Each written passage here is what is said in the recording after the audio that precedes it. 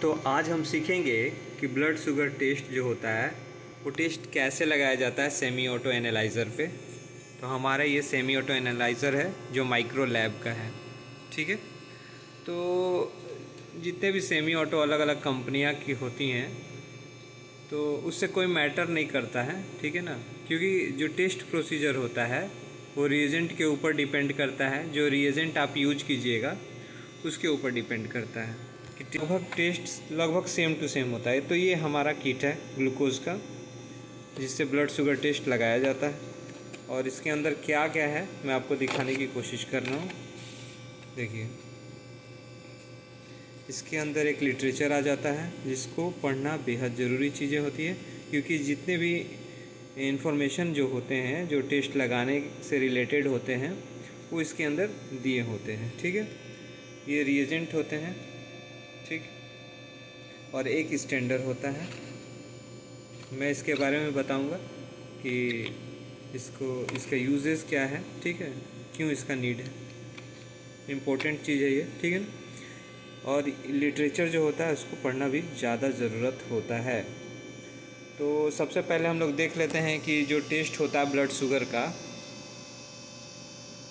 उसमें कौन कौन से टेस्ट ज़्यादातर डॉक्टर एडवाइस करते हैं, ठीक है। बहुत से लोग ऐसे होते हैं जो कंफ्यूज हो जाते हैं कि ब्लड शुगर टेस्ट लिखे हैं तो वो मतलब क्या है, कैसे लगेगा। तो क्लियर कर देना चाहता हूँ कि ज़्यादातर आम तौर पे ब्लड शुगर रैंडम लिखा जाता है या रैंडम ब्लड शुगर। देखिए ये 3 नंबर में मैंने है ना, ये नोट किया है ना, ब्लड शुगर रैंडम मतलब हो गया ब्लड शुगर रैंडम, BSR मतलब ब्लड शुगर रैंडम, और RBS रैंडम ब्लड शुगर। ये दोनों ही अलग अलग तरीके से लिखे जाने वाले सेम चीज़ हैं, ठीक है। और इसके बारे में बता देना चाहता हूँ, ब्लड शुगर रैंडम सबसे ज़्यादा लिखा जाता है, ठीक है। आप कभी भी कोई भी पेशेंट हो रैंडमली कहीं चला गया और उसको लगता है कि हाँ ब्लड शुगर मेरे को करा लेना चाहिए, चेक एक बार करा लेना चाहिए, या डॉक्टर को लगता है कि हाँ इस पेशेंट को ब्लड शुगर करा लेना चाहिए। कभी भी आप अगर टेस्ट कराते हैं अगर शुगर का तो रैंडम में गिनती आता है, उसको रैंडमली आप कभी भी जाकर करा रहे हैं तो ब्लड शुगर रैंडम कहलाता है वो, ठीक है। तो ये तो क्लियर हो गया ब्लड शुगर रैंडम या रैंडम ब्लड शुगर किसे कहते हैं। और इसका जो नॉर्मल रेंज होता है वो 70 से 140 mg पर डेसीलीटर के अंदर होता है, ठीक है। इसका मतलब जो रिज़ल्ट आएगा वो 70 से 140 के अंदर होना चाहिए। अगर इससे कम या ज़्यादा होता है तो एबनॉर्मलिटीज़ आएंगी, एबनॉर्मलिटीज़ शो करेंगी, ठीक है ना, कि कहीं ना कहीं कोई दिक्कत है या डायबिटिक का इशू हो सकता है, या आपने खाने में कुछ मीठा खा लिया हो या प्रॉपर डाइट ना हो, उसके वजह से भी लो हो सकता है, ठीक है। तो ब्लड शुगर रैंडम में कोई कन्फ्यूज़न नहीं है। ब्लड शुगर रैंडम में अगर दिक्कत आती है, ठीक है, अगर पेशेंट बोलता है कि नहीं मैंने मीठा सामान नहीं खाया हुआ है, मैं नॉर्मली जो खाना खाता हूँ वैसा ही है और मुझे कुछ अच्छा महसूस नहीं हो रहा है, और उसका ब्लड शुगर रैंडम जो होता है वो 140 से ज़्यादा आया हुआ है, तो डॉक्टर एडवाइस कर देते हैं ये 2 टेस्टों के लिए, ठीक है, ब्लड शुगर फास्टिंग और PP। तो ब्लड शुगर फास्टिंग साफ साफ पता चल रहा है नाम से ही कि ये खाली पेट लिया जाता है, कोई चाय बिस्किट वगैरह कुछ नहीं। फास्टिंग मतलब फास्टिंग, ये खाली पेट ही सिंपल चाहिए, ठीक है। और इसका जो नॉर्मल रेंज होता है वो 70 से 110 mg पर डेसीलीटर होता है। मतलब जो हम लोग फास्टिंग सैंपल देते हैं, जो खाली पेट सैंपल देते हैं, वो 70 से 110 के बीच में आना चाहिए। अगर 70 से 110 के बीच में नहीं आता है तो एबनॉर्मलिटीज़ की गिनती में आ जाएंगी, ठीक है। उसी तरीके से BSPP blood sugar post prandial, जो कि BSPP आदमी बोलते हैं इसको ज़्यादातर शॉर्टली, तो ये आफ्टर मील टेस्ट है, मतलब सेम डे में ही होता है। जैसे आप फास्टिंग करा लिए हैं और खाना खा के 2 घंटे पे आके फिर शुगर का जांच कराइएगा, तो इसको BSPP हम लोग बोलते हैं, blood sugar post prandial test, ठीक है। तो ये है 70 से 160 के अंदर। तो आप लोगों को ये चीज़ समझ में आ गया होगा। ब्लड शुगर फास्टिंग हो गया, ब्लड शुगर PP हो गया, या ब्लड शुगर रैंडम या रैंडम ब्लड शुगर हो गया। ये चीज़ें हैं जो तीनों के तीनों शुगर के ही जांच है, ठीक है। और इनका जो प्रोसीजर है वो सेम टू सेम है, कोई अंतर नहीं है। ये टेस्ट लगाने में प्रोसेस में कोई अंतर नहीं आएंगे। ये सेम तरीके से लगाए जाने वाला टेस्ट है ब्लड शुगर का। बस इसमें यही डिफरेंट है कि सैंपल जो कलेक्ट करना है, ठीक है, वो टाइमिंग के ऊपर है, ठीक है। जैसे रैंडमली कभी ले लिए तो ब्लड शुगर रैंडम हो गया, खाली पेट ले लिए तो BSF हो गया, ब्लड शुगर फास्टिंग। और आप खाना खाने के 2 घंटे पे सैंपल दे रहे हैं तो वो BSPP हो गया। तो आपको अच्छे से समझ में आ गया होगा, ठीक है ना। और इसका नॉर्मल रेंज अलग अलग है, लेकिन टेस्ट जो प्रोसीजर है वो कोई चेंजिंग नहीं है। अगर आपके पास फास्टिंग सैंपल आता है तो भी वैसा ही लगेगा, ब्लड शुगर रैंडम आता है तो भी वैसे ही लगेगा, और ब्लड शुगर PP आता है तो भी वैसे ही लगेगा। तो टेस्ट प्रोसीजर बता देता हूँ मैं। देखिए, एक रियावाइल या टेस्ट ट्यूब ले लीजिएगा, उसमें आपको 500 रिएजेंट यूज करना है और 5 माइक्रोन सैंपल डालना है। उसको अच्छे से मिक्स कर लेना है और 10 मिनट के लिए इंक्यूबेट कर देना है 37 डिग्री सेल्सियस पे, ठीक है। तो अब इसको मैं प्रोसेस अच्छे तरीके से करके बता देता हूँ और इंक्यूबेशन मशीन भी दिखा देता हूँ। देखिए, ये है इंक्यूबेशन मशीन हम लोगों का। इसी में रखना है 10 मिनट के लिए 37 डिग्री सेल्सियस पे, ठीक है। तो इसके लिए हमको रिक्वायरमेंट में क्या क्या चाहिए, देखिए रिक्वायरमेंट में हमारा माइक्रो पिपेट चाहिए, ठीक है, रिया वाइल चाहिए, हमारा रिएजेंट चाहिए, ठीक है, और टिप्स वगैरह चाहिए, ठीक है। तो लगाने का सिंपल सा प्रोसेस है और बहुत ही इजी तरीके से मैं बता रहा हूँ। अगर आपके पास मान लीजिए फास्टिंग हो, PP हो और या रैंडम हो, लगाने का कोई मतलब कोई चेंजिंग नहीं है, सेम टू सेम। अगर मान लीजिए फास्टिंग है, ये सैंपल मेरे को फास्टिंग, अभी तो मेरे पास कोई ऐसा सैंपल है नहीं, ठीक है ना। तो मान लीजिए ये फास्टिंग सैंपल है, तो फास्टिंग के लिए आपको सेम प्रोसीजर अप्लाई करना है। रिएजेंट इसमें से 500 लेंगे और 5 माइक्रोन इसमें से सेरम इसमें डाल देंगे। डालने के बाद जैसे मैंने क्या बताया है, मैंने बताया है कि उसको अच्छे से मिक्स करेंगे, ठीक है, ऐसे मिक्स कर लेंगे। मिक्स करने के बाद इसको इसमें रख के इंक्यूबेशन मशीन जो मैंने दिखाया है उसमें इसको 10 मिनट के लिए इंक्यूबेट कर देंगे, ठीक है। और इंक्यूबेट करने के बाद यहाँ सेमी ऑटो से ये टेस्ट को परफॉर्म करेंगे, टेस्ट को करेंगे। देखिए, मेरे पास तो अभी शुगर का कोई टेस्ट है नहीं, तो मैं जनरली इस सैंपल से लगा के बता सकता हूँ। लेकिन एक्चुअली में सैंपल जो होता है शुगर का, वो फास्टिंग हो, PP हो या रैंडम हो, वो सोडियम फ्लोराइड जो होता है वाइल, देखिए सोडियम फ्लोराइड,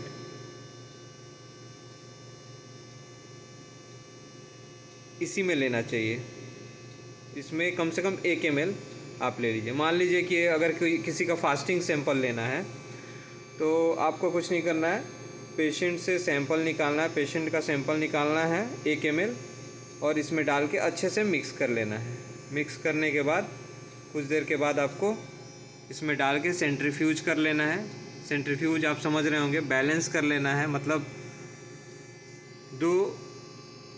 दो सैंपल आप एक दूसरे के ऑपोजिट रख लीजिए और इसको 5 मिनट के लिए चालू कर दीजिए, ठीक है। सेंट्रीफ्यूज होने के बाद ये देखिए कुछ सैंपल ऐसा दिखेगा, ठीक है। तो हमेशा याद रखिए, शुगर का जो जांच अगर करना हो तो हमेशा सोडियम फ्लोराइड में ही लेते हैं। अभी मेरे पास ऐसा कोई टेस्ट शुगर का आया नहीं है, लेकिन इसीलिए मैं बता देना चाहता हूँ। अगर यही आपको PP लेना होगा तो खाना खाने के 2 घंटे पे इसी में 1 ml ले लेंगे, ठीक है, सेंट्रीफ्यूज करेंगे, टेस्ट लगा लेंगे। अगर रैंडम लेना होगा, रैंडमली कभी आया मरीज़ बोल दिया कि हमको शुगर कराना है, तो भी आप इसी में 1 ml लेके अच्छे से मिक्स करके इसको सेंट्रीफ्यूज कर लीजिए। सेंट्रीफ्यूज करने के बाद आप इसको टेस्ट को लगा लीजिए। टेस्ट का जो भी प्रक्रिया है वो बिल्कुल तीनों चीज़ मैंने बताया ना, फास्टिंग, पीपी और रैंडम, सेम टू सेम है, कोई अंतर नहीं है। चलिए टेस्ट करके बता देता हूँ। टेस्ट परफॉर्म करके दिखाते हैं। तो मेरे पास ये सीरियल नंबर 5 है, ठीक है ना। तो मैं ब्लड शुगर रैंडम अभी करके दिखा रहा हूँ, ठीक है।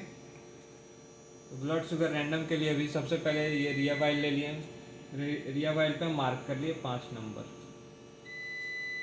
ठीक है। और इस पे लिख लेंगे RBS, रैंडम ब्लड शुगर। ये करना बेहद ज़रूरी है, आप मार्क किए बगैर कोई काम मत कीजिए, ठीक है। ये मार्क करने, इसमें सेट करेंगे 500, ठीक है। और इसको लगाने के बाद रिएजेंट को खोलेंगे, रिएजेंट से 5 रिएजेंट को निकाल के रिया वाइल में डाल देंगे।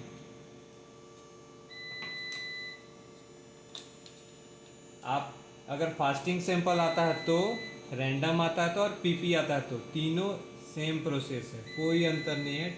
नॉर्मल रेंज और सैंपल कलेक्शन मैंने पहले ही बता दिया है कि अगर खाली पेट आता है तो फास्टिंग, खाना खा के 2 घंटे पे देता है तो पीपी, और कभी भी आके करा लेता है तो रैंडम। लेकिन टेस्ट का लगाने का प्रक्रिया सेम है, बस नॉर्मल रेंज चेंज हो जाएंगे। तो ये रिएजेंट मैंने ले लिया 500, और डालना कितना है इसमें, 500 में 5। तो 500 में 5 डालने के लिए मैंने टिप्स ले लिया है, छोटा वाला। देखिए इसमें 5.0 दिखा रहा है, ओके। अब इसको लेंगे, इस मरीज का देखेंगे कितना है, और देखिए 5 माइक्रोन मैंने इसमें से निकाल लिया है। और इसको अच्छे से पोंछ लूँगा ताकि एक्स्ट्रा सैंपल इसके अंदर ना जाए।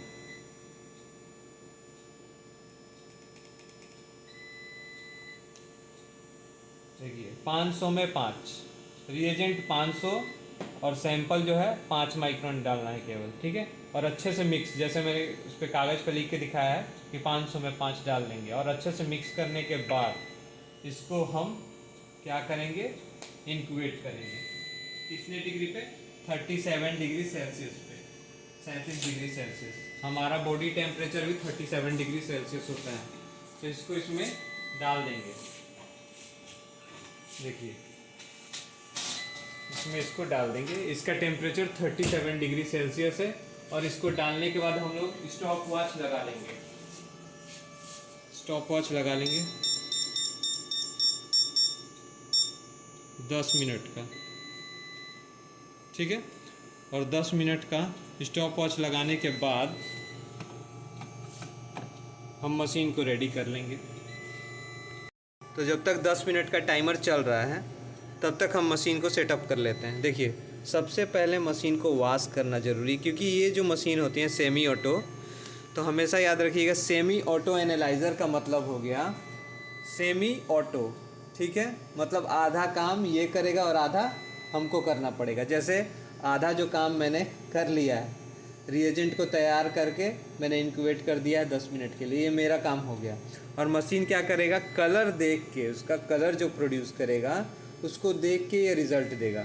तो जनरली मेरे को ये पता है कि वो जो मैंने शुगर लगाया है अभी रैंडम, वो लो है, उस पेशेंट का ब्लड शुगर लो है, मतलब 70 से नीचे है, ठीक है। तो उस पर ध्यान नहीं देना है। चलिए वो मैंने बस प्रोसेस लगाने के लिए, दिखाने के लिए बस बता दिया हूँ कि मैंने कैसे लगेगा। अब ध्यान देना ये कि सेमी ऑटो जो होता है वो कलर देख के रिज़ल्ट देता है और कैलकुलेट करता है। तो अच्छे से वॉश करना ज़्यादा ज़रूरी है, ठीक है। तो यहाँ से वॉश, देखिए वॉश दिया हुआ है ना, इसको क्लिक करेंगे, यहाँ लाइट जलेगा और वॉश होगा।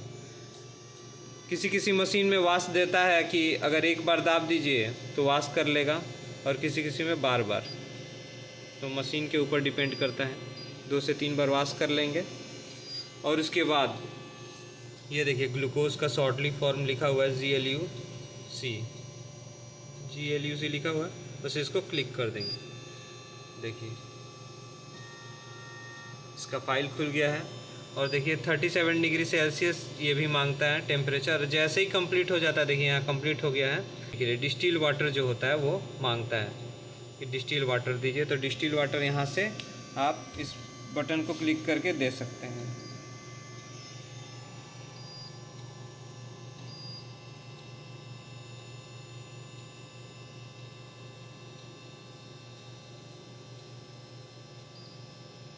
अब देखिए मशीन क्या मांग रहा है, सैंपल मांग रहा है। तो सैंपल के लिए हमको कितना वेट करना पड़ जाएगा, अभी 7 मिनट कम से कम वेट करना पड़ जाएगा। 7 मिनट के बाद हम रिएजेंट को उसमें से निकालेंगे इंक्यूबेशन मशीन से और इसको पिला के रिज़ल्ट देखेंगे कि रिज़ल्ट आया कितना है। तो हमारा टाइम कंप्लीट हो चुका है, ठीक है। तो हम सैंपल निकालेंगे यहाँ से। देखिए ये सैंपल निकल गया है और कलर का फॉर्मेशन होता है इसमें। देखिए देख रहे हैं ना कितना कम बना हुआ है कलर। इसी से देख के ही समझ में आ जा रहा है शुगर उतना ज़्यादा नहीं है, लो ही है, लो के आसपास है, ठीक है। तो इसको पिला के देखते हैं कि कितना रिज़ल्ट आ रहा है। तो करना कुछ नहीं है, देखिए हमारा पहले से ही मशीन रेडी है। यहाँ एस्पिरेट 450 सैंपल लिखा हुआ है ना, बस इसको यहाँ से पिला देना है। पिलाने के लिए देखिए सैंपल जब भी मांगेगा तभी पिलाना है, ठीक है। स्टैंडर्ड ये सब मांगे तो सैंपल नहीं पिलाना है। सैंपल के लिए सैंपल मांगना चाहिए। देखिए सैंपल मांग रहा है तो यहाँ से ले जाएंगे, ठीक है। इसमें लगाएंगे और इस बटन को क्लिक कर देंगे, ठीक है। और हमेशा याद रखें इसका माउथ क्लोज नहीं होना चाहिए। ऐसा नहीं कि पूरा ज़बरदस्ती दबा दिए हैं इसको, ठीक है, नहीं तो ये खींच नहीं पाएगा। और देखिए ये रिज़ल्ट दे दिया है। रिज़ल्ट है 51.6। तो मैंने क्या बताया था, मैं ब्लड शुगर रैंडम कर रहा हूँ। तो यहाँ पे आते हैं, यहाँ पे क्लियर कर दे रहा हूँ। रिज़ल्ट है 51.6। 51.6 मैंने बताया ब्लड शुगर रैंडम, ठीक है ना। नॉर्मल रेंज क्या बताया है मैंने, 70 से 140। तो एबनॉर्मलिटीज़ है कि नहीं है आप खुद एनालाइज कर लीजिए, ठीक है ना। एक्चुअली मेरा शुगर लो आया है, 51.6 आया है। अगर यही हमारे पास फास्टिंग सैंपल रहता तो ऐसे ही लगाते, रैंडम है तो ऐसे ही लगाएंगे और पीपी है तो ऐसे ही। बस अंतर है कलेक्शन टाइमिंग का और नॉर्मल रेंज का। बाकी प्रोसीजर जो है टेस्ट का उसमें कुछ नहीं करना है। एक रिया वाइल लेंगे, 500 रिएजेंट डालेंगे, 5 माइक्रोन सैंपल डालेंगे, उसको अच्छे से मिक्स करेंगे। 10 मिनट के लिए इंक्यूबेशन में 37 डिग्री सेल्सियस पे रख देंगे। जैसे ही 10 मिनट हम लोग का कंप्लीट होगा, ग्लूकोज का फाइल खोलेंगे और यहाँ पे इसको पिला देंगे। पिलाने के बाद जो रिज़ल्ट आएगा उससे हमारा नॉर्मल रेंज जो रहेगा उससे मैच करा के हम उसका रिज़ल्ट दे देंगे और ये देख लेंगे कि नॉर्मल है कि अब नॉर्मल है। 70 से 110 अगर फास्टिंग आता है इसके बीच में तो नॉर्मल है, इससे ज़्यादा आता है तो अब normal.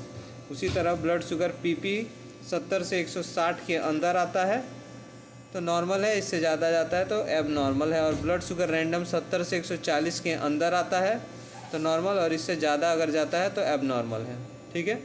Blood sugar random generally किसी भी पेशेंट का कराया जाता है। फास्टिंग पीपी तभी लिखा जाता है जब ब्लड शुगर रैंडम में किसी तरीके का दिक्कत हो। अगर कोई पेशेंट आए और ब्लड शुगर रैंडम बढ़ा हुआ है तो उसको एडवाइस कर दिया जाता है कि आप फास्टिंग और पीपी करा के एक बार दिखाइए, जिससे ये पता चलता है कि वो डायबिटिक तो नहीं है, उसको ब्लड शुगर तो नहीं हो गया है। तो जहाँ तक मुझे लगता है कि मैं आप लोगों का ज़्यादा टाइम ना लेकर कम समय में ही अच्छे से समझा पाया हूँ। अगर कोई भी चीज़, अगर कोई भी क्यूरी है इस वीडियो में, कोई चीज़ अगर समझ में नहीं आई हो तो आप मुझे कमेंट कर सकते हैं, ठीक है। और मैं इसी तरीके का वीडियो अलग अलग टेस्ट का बनाकर जल्द ही और लाऊंगा। तब तक के लिए धन्यवाद।